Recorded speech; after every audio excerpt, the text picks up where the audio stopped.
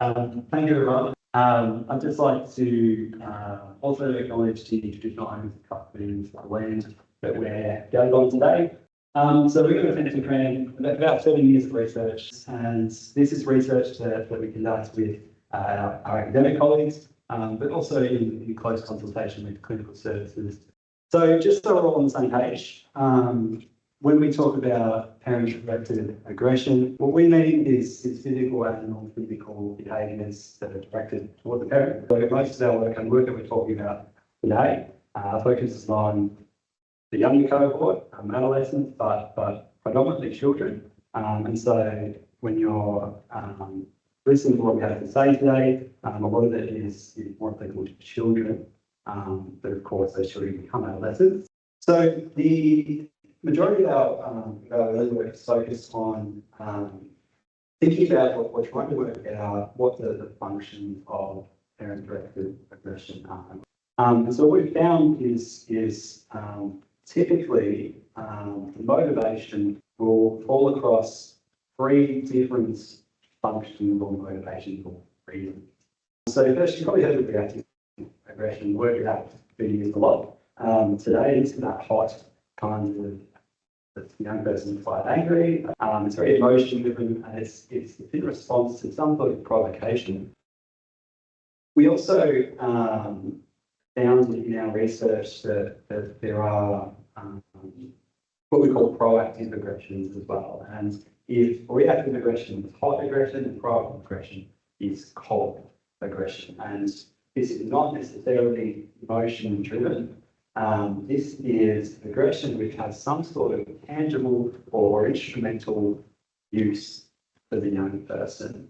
And the word cold meaning that it is typically unemotional or not accompanied by anger. It might not be the result of a build-up in conflict. It might be that young person is using that seemingly out of the mood for the parent anyway. And so an example of this being perhaps say the person thinking about what they're doing later that day, and they're going, it's me, you're going to go with a mum, and I'm going to demand money or make a threat to get that money because perhaps it's not works in previous engagements. What's unique in this cohort as well is the third type or function, which we're labeling affective aggression, which is also an emotional type of aggression. But where reactive is anger-based, affective is more grounded in anxiety or fear. And what we see is that this is actually quite important. I'll get to that in a moment. And so what we found, and the following, a lot of numbers up there that don't really need much of a context about this. But what we found is that these functions don't occur in isolation. In fact, they co-occur more often than they occur individually. And they co-occur in young people across what we find in two different presentations. And the similarities between these two presentations, what we find is that most young people, all young people, are reacting to some extent in this cohort. But we're displaying those reactive behaviours. We also find that they're quite high on those affective behaviours as well. So there's a lot of fear and anxiety involved in this aggression too. The paramount difference, the most clinically relevant difference, is the levels of proactive. So while all young people will be reactive to some extent, not all will be proactive. And this has implications in and of itself, is interesting in itself, right? Because when we think about the intervention for a reactive type of aggression, this is things like anger management, emotion regulation. It's going to do a lot of good to help manage those behaviours as well as the parent as well. But when we consider proactive aggression to be relatively unemotional, those same components aren't necessarily going to have an impact on that use of aggression. And so what we found is that, as well, is that by screening for presence of proactive aggression particularly, can help to inform some of the intervention components moving forward. And so this gets a little bit more interesting as well. We went out with these sort of presentations, these two presentations in mind, and looked at a range of different parent, child, and dyadic factors that might map onto these different presentations as well. And I apologise, there is some very academic language on there that is not going to be therapeutic, but we've sort of prioritised clear communication in our line of work. I'll explain what these are. So what we find is in this high proactive group, which we're calling a role reverse group, because that's exactly what we see in these parent-child dyads, is that parents are reporting that there is sort of like an inversion of that typical parent-child hierarchy that we would expect to find in the family. And actually the young person in that family has a lot of control over what goes on and the behaviours of the parent as well. We also see that these parents in particular, compared to our other groups on the screen, they report much higher levels of helplessness in their caregiving. They're unsure of what to do, what will work, and they feel out of control. They're young person, and they also think it's quite out of control. They report high levels of fear of being frightened to be a young person, but also the young people in these dyads also report being frightened of their parent as well. I'm going to explain that in a moment.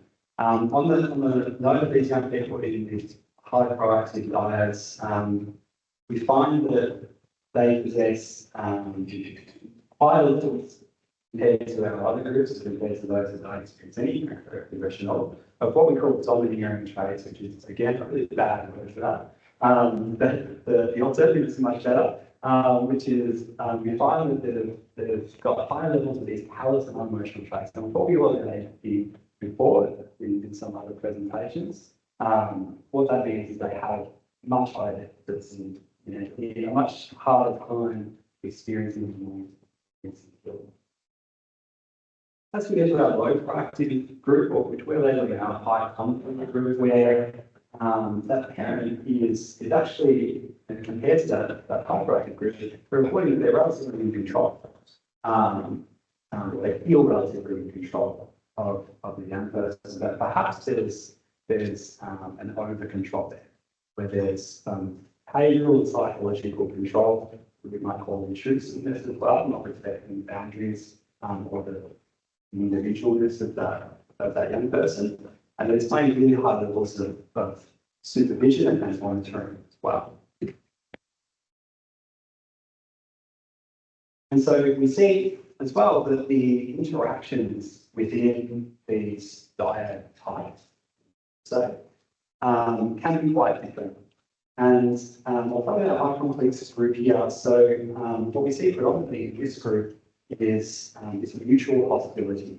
And if you see by the quote there, this is from a parent, sometimes I would be the aggressor. If you come at me, I'd go at you. Didn't like it, back off. It's almost like a dance. You just figure it all out and make a routine. Point being there that there is heated conflict here that is perhaps both the parent and the young person contributing in some way to that conflict escalating. And no one's really backing down, so it tends to get quite hostile. Our role reverse group, or our high proactive dyads, also display that pattern of mutual hostility. But in addition to that, there's this interaction that involves the parent withdrawing as well. There's a quote there from the parent: just because you could no longer put up with it in the end, give him what he wants, and if you shut up and leave you alone, there's this continuous struggle all day, all day, all day. And so rather than this mutual hostility that's continually escalating and everyone's at each other's throats, there's a withdrawal. And that withdrawal, which there are in a lot of cases, is what we think starts to reinforce those more proactive behaviours, because at a very basic psychological level, that tells the child that those behaviours are going to be effective in terms of having to parent withdraw or comply in some way. And so, how do we think these interactions develop, or these dyads develop? So in our role reverse group, I'll just go through this is not an exhaustive or comprehensive example of how this might develop, and it will look different. There's a lot of variation within diet type. But this is a good example of how these hyperactive can behave.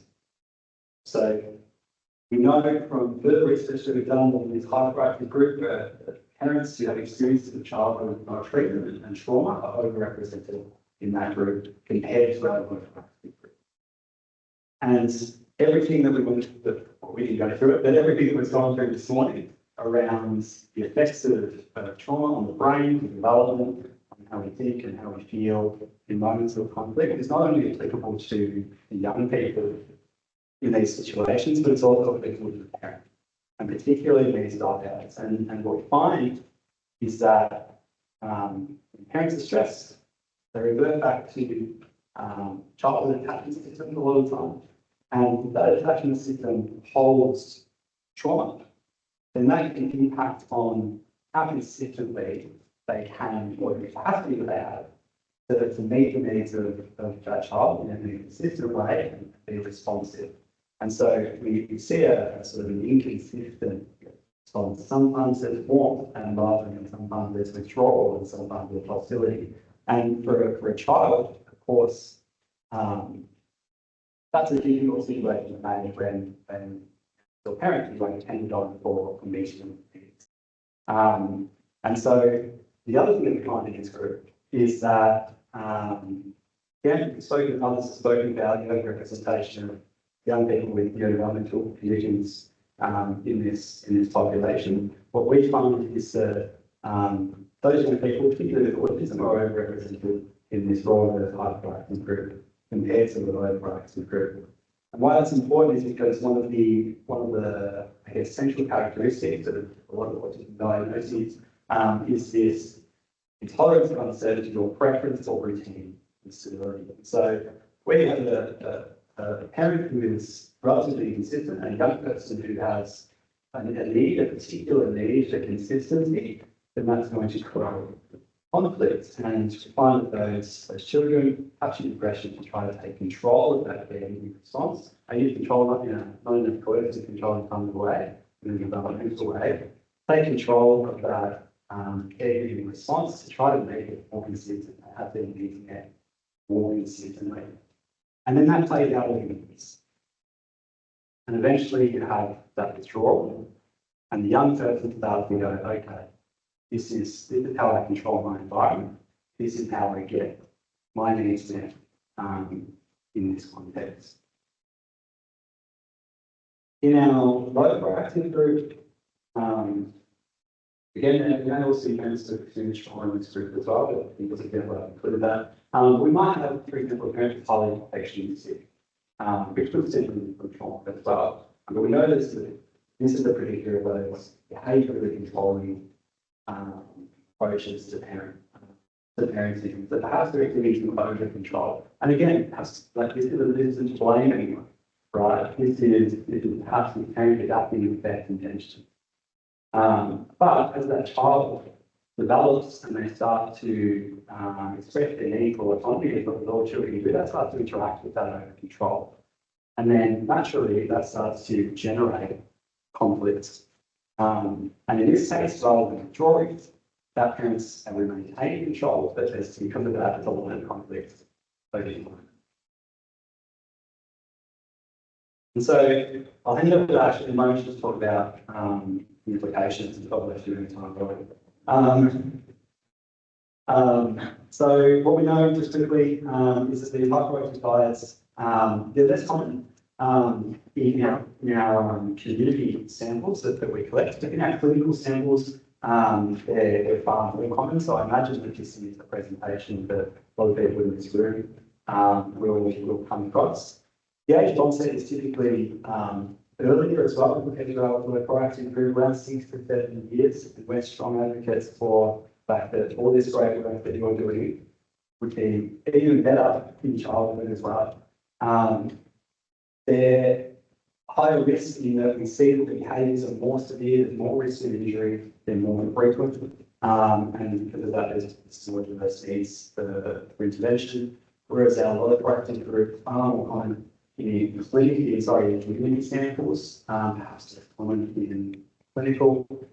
Typically, it has an onset later, like around 7 to 8 years, and still serious, of course. Everyone in our research is experiencing substantial regression, but not quite as frequency as high-proactive behaviours are. But what I want to note quickly is that what we see from primary risk groups is that low-proactive group aren't necessarily different in a lot of ways, but they just rate a lot lower on some of those risks that we find in proactive groups. So there's still some helplessness and there's some argument and caregiving there as well, but it's just not to the point where it's having the same impact that it is. So there is still the opportunity that these low proactive diets may become high proactive and be exposed to that risk over time if there's habitual stuff that happens.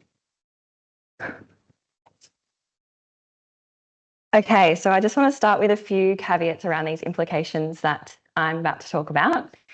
So some of the things we're going to talk about are just some things that might be important. They are not all of the things we should do. We know that intervention in this space is really complicated. It needs to be multifaceted. There's parents, there's young people, there's the family, there's siblings, there's school, there's a whole bunch of different factors we know that come together. So I'm just prefacing it with that. The second thing is, as Travis mentioned, we know a lot of these things are going to be easier to change the earlier in life that we change them. So not to say there's no hope in adolescence, of course, we can always see behaviour change. The brain is changing constantly. That's the great thing about the brain. So yes, doing things earlier is great, but that doesn't mean there's not work to be done still.